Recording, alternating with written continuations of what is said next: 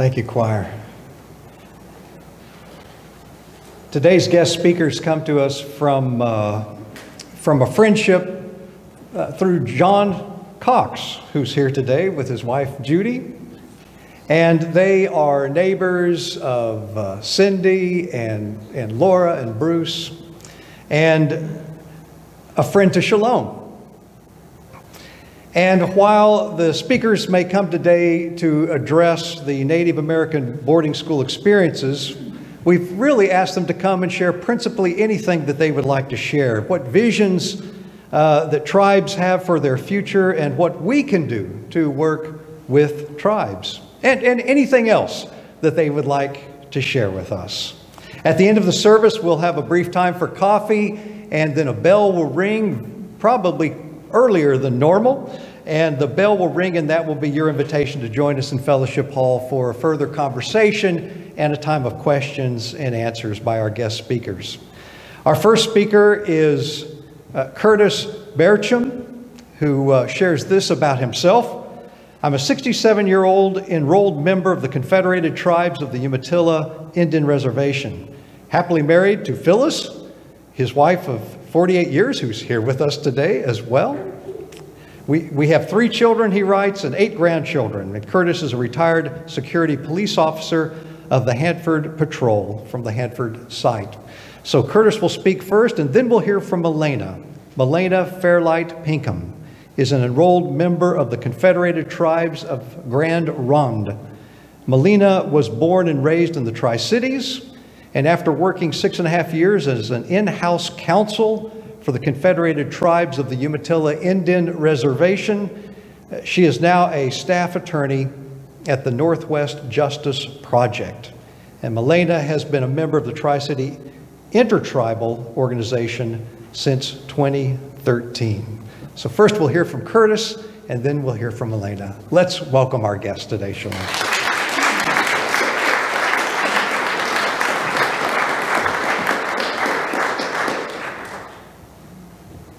Good morning, and thank you, Pastor Steve. And thank you, Phyllis, and Dr. John Cox, for allowing me to address your congregation today. It's a great honor to be able to speak before a congregation such as this, young and old. It was great to see the children to come forth and be able to speak their minds. That's what's needed in today's world. Without the ability to communicate to one another and use these, that's what's needed more and more. First of all, this congregation is great. It's great to see that people are able to meet, worship our Creator as you want to. I and my wife were baptized Roman Catholics. My experience with the boarding school was a good one. I attended St. Libre Indian School in Ashland, Montana. Ashland, Montana is in southeastern Montana, way out in the middle of nowhere. Highway 212 runs through it, east and west. There's 3 small reservation towns, there's 4 small reservation towns of the Northern Cheyenne Indian Reservation. The reason I was in that locale and that reservation, my father, Ben Bearchum Sr., was an enrolled member of that tribe. My tribal lineage is Walla Walla, or in their language, Walulapum, Yakima, which actually consists of 14 different tribes and bands of the Yakima Indian Nation. And of those 14 tribes and bands of Indian Nation, I was Wishcum. If you look at Celilo Falls, or this area where Celilo Falls were at one time, before it's inundated behind one of the many dams which provide power, which is needed today. It's very evident here, our lights are on, the microphone is working. That was needed for that era. So my grandfather on my maternalistic side fished at spearfish. Therefore, that area of that tribe was called Wishcum. My father is Northern Cheyenne, or Sista in his language, and the Walla Walla tribe is called Walulapum in their language. Both parents spoke English and their native tongue. My father Sista, my mother Walulapum. People ask me, why don't you speak it? Well, my parents were products of a boarding school of a different era. They were raised primarily at Chamawa Indian Boarding School, which is down in the Salem, Oregon area, and is still in existence today. If you Google Indian boarding schools, you'll see that there are hundreds of them across the United States. Some initiated back in the mid-1800s, 1850s, the 1860s. And if you read more and more about that, there's much information, much more than I can cover in the time that I have today. So I'll speak primarily of the good aspects that my parents told me of their raising in the boarding schools. Dad always said, hey, I got to play baseball. I learned how to play football. Met many friends that were raised with the same reservation. Met many acquaintances from other reservations from Oklahoma, Montana, Wyoming, Idaho, Washington, even Northern California. So in that way, he was able to meet these people, which gave him a broader understanding, just as all of us here get to travel across this country and abroad, making many acquaintances, meeting new different languages and cultures and people which always share what they have, which is important. That's how we all here grow. That's how these children down here listen to their answers to their questions. They had listened. They were willing to share with us their knowledge. That's how all of us grew the same way. My wife Phyllis and I met at St. Libre Indian Boarding School. She had a tougher time, one, because she was non-native. I had a tough time because I did not speak the two primary languages of the two tribes that went there. One was Northern Cheyenne, one was Crow. And those reservations butted up against each other. Any of you who maybe traveled to Custer Battlefield in southeastern Montana, that's where the part of the country that we grew up in. I started attending St. Libre when I was in 6th grade. Prior to that, we lived down here. I attended the Umatilla Grade School, Athena Grade School, even Adams Grade School, but I was only in kindergarten. I don't remember much, except playing a lot and having a good time. After my parents decided to move to Montana, the reason for that, I was told, was one, we had established a household in my mother's homeland, just south of present-day Adams, Oregon, out in the rolling countries of the dry land wheat and pea farming area. So my father wanted to take us remaining children that were still in school, go back to his homeland, let us experience how he grew and his language, his culture, just like all of you here, where your people come from. My wife, their people came from Europe, from Germany. When they came here, they went to Wisconsin. That's where they were, they're German. So when I was getting to know her family, I would speak to my mother-in-law, Rita. She shared much with me, excuse me.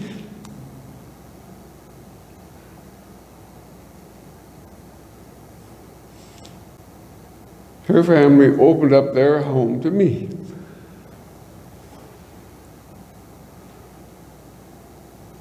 Which helped me give you a better understanding, not only of my religion, which was good. My father was of a native religion. My mother was of a religion down here. As we all know, religion comes from here, which is taught and shared and carried on and practiced. And that's the hardest thing to do, all of us here, is to practice how we worship, how we love one another, and how we carry that religion on from day to day to other people. That's the important part. That's why there is religion, to always believe in one Creator, regardless of how we worship, regardless of the songs, regardless of the different books that we learn from. The Black Book. It is in every religion, whether you're in the Middle East, whether you're in Asia. Everyone has written texts which to learn, which to share. St. Libre was very important to me. One, it taught me a better understanding of the different tribes, because down here, we were all just Umatilla. Umatilla consists of 3 tribes, as Pastor Steve said, the Cayuse, the Walla Walla, and Umatilla. And I mentioned the 14 different tribes and bands of the Yakama Indian Nation. So as I learned more about the people back there and learned more about my religion through education, and education is very important, as we all know, That's how my parents learned to speak English. I had people come up to me and ask, well, why don't you speak Cheyenne? Why don't you speak Walla Walla? So I asked Mom first, then Dad, as we all know how parents go. And Mom said, well, because they had such a hard time learning English. And I was taught that English is one of the hardest languages to learn. So those of us that speak and understand and can write English, congratulate ourselves, because those people that come from other countries, they have a hard time. The ESL people, English as a second language, whether it be Spanish, whether it be Japanese, Korean, Chinese, Russian, German, Polish, whatever language. So that's how we're able to carry on our cultures and our languages. Dad, well, Dad's being Dad, and I'd being the third son. You know, you walk up to Dad and say, Dad, why don't I speak English? There was a long pause. So I stood there and waited and waited. And he said the same thing Mom did. He said, you must remember that today's lifestyle, today, all around us has changed. And for you to be productive and be a good part, a good member of today's world, you must speak a common language. So this is our common language. When I go to the different ceremonies, whether it be on the Walla Walla Reservation or back in Montana, I may as well be in a foreign country. I hear the languages, I hear the songs, just like the songs that are sung here. I understand these songs because I understand English. On the Umatilla Reservation and the longhouse structures, which are the long ceremonial buildings where things are carried out, I don't understand them, yet I stand in silence and in respect, just as I did here today, to respect all of you. This is where you congregate, how you sing and how you worship. It's important. When we go to Montana, we attend different functions the same way. You stand in silence and respect, as it should be. St. Librarian School was a parochial school. It helped me understand the Catholic religion, which I was baptized into and still practice today and believe in. I even one time considered becoming a member of the Capuchin priesthood. They gave me that opportunity. We had a private school. We had transportation back to the seminary at St. Lawrence Seminary in Wisconsin, at Monroe, at Marathon. And which, well, back through that freshman year in high school, I was able to go to Milwaukee and all through Wisconsin and down to Chicago, to different Native American groups, such as our ACES group, which John is the president of. ACES stands for the American Indian Science and Engineering Society. We have a local chapter here, the Columbia River chapter, and thanks to the effort of John Cox, we're the #1 ACES group in the United States. Congratulations, John Cox. Getting back to the boarding school experience, it was hard, of course, when you leave home. We were there from Monday to Friday, got to get on the bus and come home every weekend. I asked Mom, well, did you come home on the weekends? And she just smiled. They were there year-round. I have no idea. Dad never talked much about the length of way because many of the people young men that were sent down to Chihuahua, they were able to communicate, share their experiences, grow together, just as Mom did. And later on, I remember asking my mom, did my aunts and uncles go? She had a brother named Lester and 2 sisters, Eleanor and Teresa. And she told me, well, yeah, she was basically their mom because they went at an earlier age and they were much younger than my mother, Cecilia.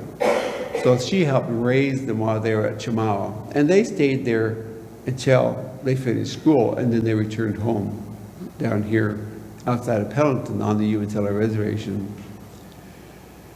It took me some time to understand that because my experience with boarding school was a very positive one. I was very active. Debate, drama in high school, football. I couldn't play basketball. Basketball back in the reservations is the #1 sport. I didn't know. I had a hard time walking and then dribbling the ball. But I met another friend, which was my brother-in-law, Mike. He was in the same boat. He wasn't a basketball player. He didn't speak Crow or Cheyenne, even though later on in life he married a young, beautiful lady from the Crow Reservation. And they still live there near the reservation in a town called Hardin. So we experienced many things, and he too was a travel to Wisconsin. We traveled there and experienced the introduction to the priesthood. But after those first few years, we decided not to. I returned home, finished my high school experience, my education, attended the University of Montana a short time, my college experience, and then returned home and then married my wife, Phyllis. 47 going on 48 years later, and 3 children, and as we said, 8 grandchildren later. We're still together and enjoying life, as all of us should, and all of us are. Those of which you are here are showing me that. One, you practice your religion. You're sitting here listening to me. I'm watching your eyes. I see your ears. Later on, please join in the room back here and ask any question you have. I do presentations throughout the Tri-Cities and outlying areas, from kindergarten to college level, WSU, CBC. I do dance presentations. I do other talks. Specific topics, if they want to know about language, I'll speak about the language topic. My mother, Cecilia, was very instrumental, matter of fact, in getting the language program started down here at the Umatilla Reservation with the assistance of a professional linguist, Dr. Noel Rude. Now we have a dictionary. The same with the Yakama Nation. They too have a dictionary. The preservation of language is very important. Many of the Indian languages you can't translate into English. That's why when you hear certain words, to you and me, it's a single word. But to turn it into the native language, it's very descriptive. That's why people say, boy, the Indian language is kind of hard because you say one word and it means all of this. It's because the native languages attempt to describe what the single English word is. It's just like you take the English word there. Okay, how many different theirs are there? There is possessive, so on and so forth. It just goes on and on and on, as we know. But I want to thank all of you for giving me this chance to use this time to speak to you and share my languages. Not only that, my experience with the boarding school. My parents, they never spoke negative about it. They were able to, at that time in their generation, to still be able to speak their language. So which is good, because they were able to carry that and the tribal customs, all the different cultural practices, simple things such as dancing, the music. People say, well, when you watch Indian dance, it looks like he's out there just jumping around. Just like any other type of dancing, whether it be ballet, clogging, modern styles of dance, one thing, you listen to the music. You keep time with the music. The music is just like your heartbeat. Always going. We use this, the motion of our body, to interact with the music. Nowadays we use the words, just as Native Americans use the same words. People say the Indian music just sounds like a bunch of hi. Well, it's just like any other song. You take a song like America the Beautiful or any other song in the church. Sometimes a single word carries on and on and on, and then finally cuts off and then goes on to the next verse. The same thing with Native American music. It's not just noise. Early Native Americans listened to your early music and thought, what are they doing? It's just noise. So when you go to other cultures, other countries, and you experience their cultures, think that, well, look how long these people have lasted. They say some of the earliest and longest lasting cultures, the Asian cultures, the Indian cultures of Middle East, the Middle American cultures, the Middle Eastern cultures. Look how long they've lasted. Look at the pyramids. Go down to look at the Aztec culture. Look at the people here. Yesterday we attended a get-together down at the Heritage Park. And we were representing the Manhattan Project. Many of us here are very well aware of the Manhattan Project. The National Park Service, which Phyllis and I are volunteers of, we had a presentation table there, and we had over a couple hundred people stop and inquire. it was amazing to find out the number of people that actually live here. And they looked at our table and our information and said, what's the Manhattan Project? Well, so we enlightened them what the Manhattan Project was. As I said in my little information bio, I worked 39 years on the site as a security police officer. And all the areas, from the Federal Building, east, west, 300, 400 area, until 400 area got shut down, all the way out to 100 end. I was a docent for a couple of years, and that job was very easy to me because I could take a busload of 60 or 70 people. They weren't going anywhere. They were stuck in that bus, and they had to listen to me. So as I rambled on about the Rattlesnake Mountain, which we call Lalik in our language, the Columbia River, which we call Chabna, the rolling hills, and I used to tell them, well, as you look out the window, all you see is a bunch of sand and sagebrush. But to us Native Americans, it was a way of life. It was our food all around us. The different wild berries that grew, the roots, our kaush, as we call it, chush, as we call water. Beginning of our ceremonies, we always drink chush. Why? Because as we all know, without water, none of us would be here. Very important. That's why when you hear the Native Americans speak of the cleanliness of the water, they say, oh, those Indians, they want this. Oh, those Indians want that. Oh, those Indians. We're doing it for the benefit of all of us here, to keep the salmon going, to keep the water pure and clear so that we can drink it and eat it, keep the air as pure as possible. These are gifts that were given to us, as we all know. We had nothing to do with it. We were born into it from our mothers. So when you walk out the door and you look at the old soul up above the sun, absorbing the healthful rays, helping us to live day after day, breathing the air.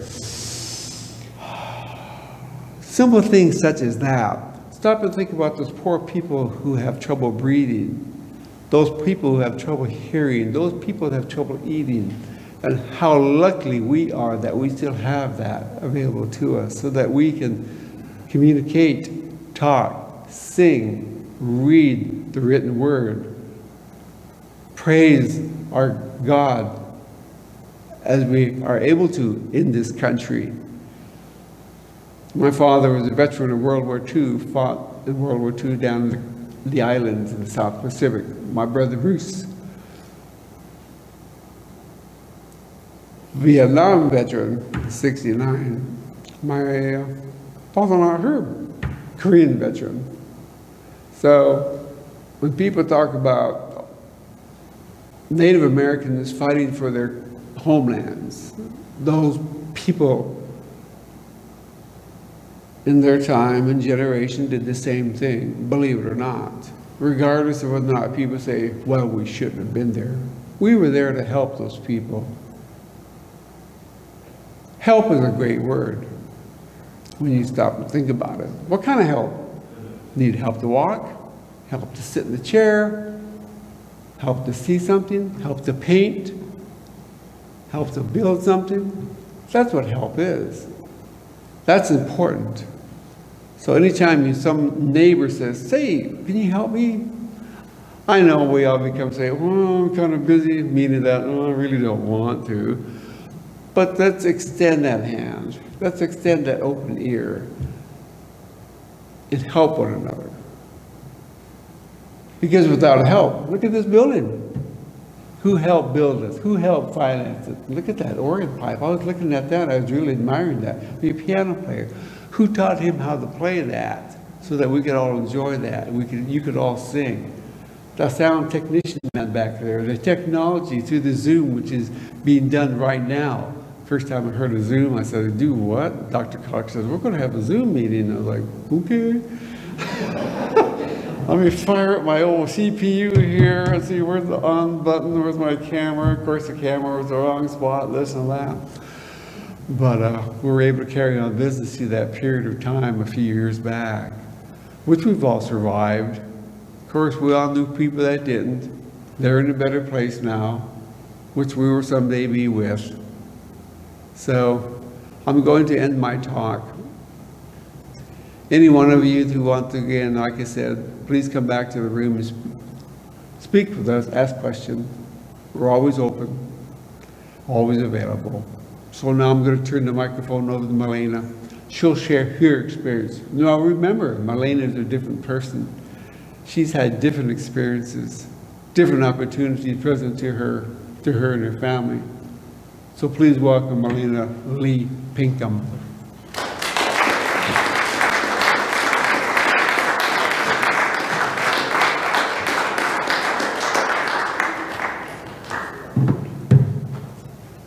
Forgive me, I put some of my notes on my phone. I'm not texting while I'm talking to you.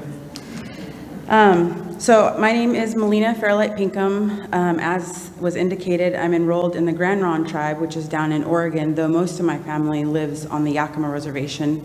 My mom was non-Indian, Dutch, Basque, and Irish, and then my father is full-blood member of many different bands, primarily Palouse, Bearchum.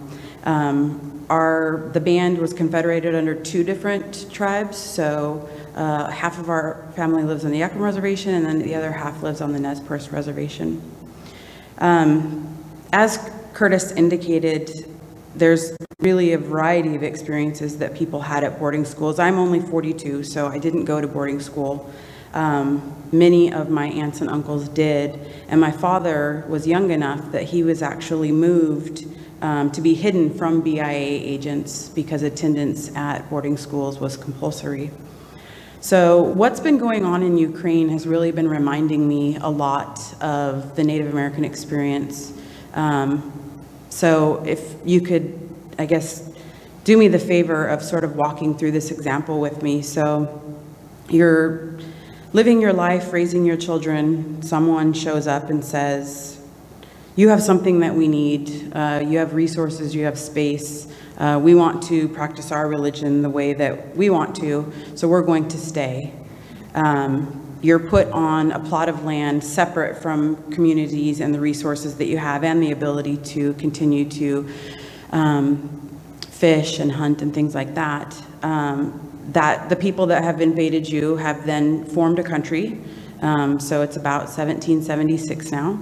About 50 years later, they decide that the native people, or the people that are in this example, aren't assimilating well enough. They're not speaking the language, they're not practicing the culture. And so the idea is to use religion as a way to force people to believe in a God that's foreign to their culture. You have to learn the religion, the language to practice the religion. So out of sort of the goodness of their hearts, they create these schools that are compulsory. Sometimes people gave their children over willingly because they wanted their children to have access to a dominant culture, to speak the language, to be successful. Sometimes they didn't. And so in those situations, either children were taken because maybe you had an older child taking care of little ones and they were considered, that was considered child abuse. Or the ability to access resources, to have food, medical care, was denied to the entire family if you did not hand over your children. So people would hand over children. It's not just your family's children, it would be the entire community's children, so an entire generation. Many times children didn't return and you weren't given an explanation, or they would return 5, 10, 15 years later as strangers. This happened for 188 years. One of the compulsory schools that I'm describing was officially closed down in 2007. So you have multiple generations of people who are not raised by their parents. Parents haven't developed parenting skills. Parents have a limited ability to pass on culture, to pass on language. So you have a generation, multiple generations of people who are very, very angry. They're very angry, they're very hurt. They're still treated by society, even though they've learned the language, learned the religion, they're still treated as outsiders, not given full rights, not even made full citizens until 1952. So I'm a product of a generation that went to boarding schools. raised by parents who seek out either addictions or emotional addictions, who don't necessarily have the ability to connect with children, have sort of internalized shame, a really strong desire to practice the culture and to survive, but also an internalized shame because you've been taught for most of your life that your people are primitive, that they're taking up, resources, that they're frustrating the utility grid because they want to get rid of dams because of the fixation on fish. So you just have a generation of a lot of anger and a lot of mistrust of a dominant culture because, the United States isn't going anywhere. The only way to really undo a lot of this injustice isn't possible. And I can tell you from working as in-house counsel at the Umatilla tribe that though the official policy of forcing assimilation and genocide has ended, the unspoken policy has not changed. So we still have Native people humiliated as mascots. I mean, we have the Kamaikan Braves in the Tri-Cities, which numerous times I've tried to write letters and have that mascot changed, and it hasn't been changed. And that's not unique to our community. We still have women who are hunted down and taken by the thousands, and law enforcement doesn't act. We still have public schools that teach an inaccurate history, that celebrate Lewis and Clark, that celebrate the founding of the state, that celebrate the founding of the country, celebrate people as heroes that came to settle open lands. And no one's explained to them why these, to the children, why these lands were open. We still have Indian child welfare systems that remove Native children at a higher rate than any other race. We still have dams that are prioritizing energy efficiency and costs over Native culture and the ability of entire species of fish to survive. So the state and federal government have not ended their policy to assimilate Native people. The amount of resources that are given tribes being forced to negotiate with the state and federal government in ways that the federal government says, this is the only way that we'll interact with you. So we have to assimilate ourselves and sort of beg for resources. So I would say that though the form has changed, the intent has not changed. The things that I've seen be successful are non-Indians becoming anti-racist. So whether it's working on Native issues, Black issues, Latino issues, becoming anti-racist and seeking actual justice helps all other communities of color, particularly our culture, and understanding that the things that we fight for, whether it's salmon, clean air, the ability to have language programs that need federal funding, all of those things help our culture survive. And we define what our culture survival is in our way. It's not necessarily interpreted through another culture and what another culture decides needs resources. So I really would recommend becoming anti-racist, listening to Native communities. Mascots are a big deal. I went to Kennewick High. I grew up going to games where the students from Kamaikan would have little headbands on and face paint and be walking around going, oh, Our yearbook had a picture of one of the years had a lion with a trail of blood and feathers behind it. And that was supposed to be sort of deemed school spirit. So I grew up with the same internalized shame about my culture. So the best recommendation that I can give is to become anti-racist in your life, in the way that you use your resources, the way you interact with people. And really use your voice. Non-Indians listen to non-Indians, just the same way that when you deal with sexism, men are more likely to listen to men. People that are able-bodied are more likely to listen to people who are able-bodied about ways to help deal with their own prejudice. So your ability to interact with your community is much more effective than anything we can ever do. And so I would encourage you to use that opportunity. I'd be happy to speak with anybody afterwards if you have any questions, but thanks for this opportunity.